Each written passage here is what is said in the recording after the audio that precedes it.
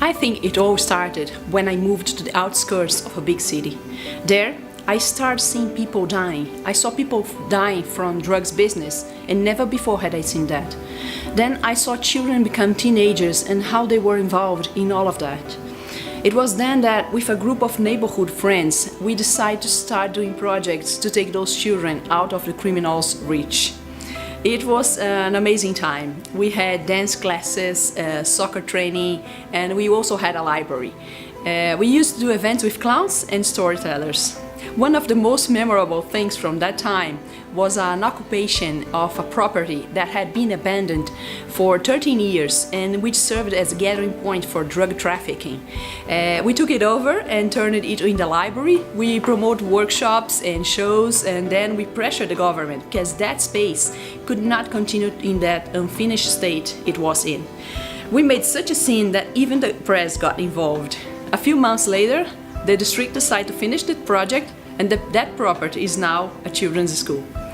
It was then that I began to see the power of what an organized social community can do to influence change, and the power of cultural and social projects. But not everything went perfectly. With time, the number of children began to increase, and our team consisted only of volunteers. We had no idea how to raise funds and write projects. The result was that after a while, we didn't have enough money even to pay the water bill. The first thing we had to do was stop using the bathroom to save water. The children had to go home to use their bathroom at their home. After that, everything got worse, and finally we had to close. That was one of the biggest failures of my life, and because I won one of the most with the most training in the group, theoretically I was supposed to know what to do. I felt really bad. But then I decided to learn everything about projects, fundraising, and how to manage an organization, and that was what I did. I started reading books, taking courses, trying things out, and I started developing my first projects. Obviously, at the first, we didn't get results, but I persisted until I got my first project approved. The feeling was amazing. Then I decided to work in the government, in the Ministry of Culture, whose minister at that time was Gilberto Gil. I started to learn more about projects and call for proposals. I traveled all over the country visiting cultural institutions and projects. I started writing the national calls of the Ministry of Culture and began organizing selection committees. At that point, I already knew a lot about the criteria needed to create a good project, on what successful organizations do to succeed, and also how governments work. Then I went to work within the government in a program focused on the eradication of extreme poverty. That was a dream job, a job where I could impact the whole country.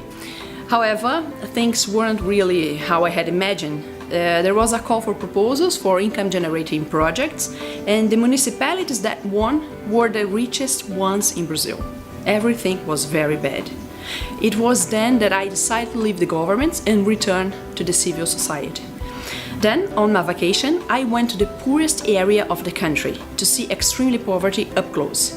When I arrived, I felt like I was in heaven. The region was one of the most beautiful places in the country. How could there be poverty there? I came to the conclusion that there is no such a thing as extremely poverty. The only thing there is extremely wealth.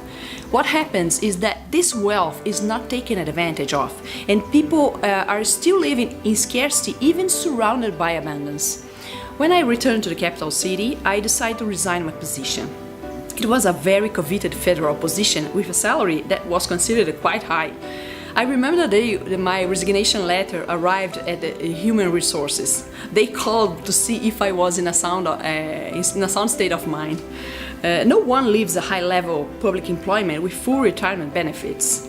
But I had another mission, and I felt like I wouldn't be able to do what I want for people and for the world from within the government. It was not an easy decision. It took a lot of courage to reject the security of a lifetime employment and pursue my dream. But the best decisions are not necessarily the easiest. And now I'm grateful every day for having made that decision. Then I went back to that city and I decided to join the local leaders and begin to make cultural and social projects. We make projects in human rights of children and adolescents, training of rural youth, racial equality, cultural projects, environments, and many others. I wrote and approved projects that took more than 2 million to that region. That was a huge learning experience for me, even more so that I had while in the government. It was then that I realized that all this knowledge, all this experience I gained inside and outside the government could help other people. I started giving courses in various locations in Brazil, and people started doing projects and approving them as well. At that moment, I saw that I could expand even more. It was when I launched the Project Wheel to reach people from the four corners of the world. And today, I dedicate myself to that, to excite, inspire, and empower anyone who wants to make the difference in the world. And each project that is implemented from something they learned from me makes me feel like I'm fulfilling my life's mission. And it was worth all the risk and all the work I've done. That to me is happiness.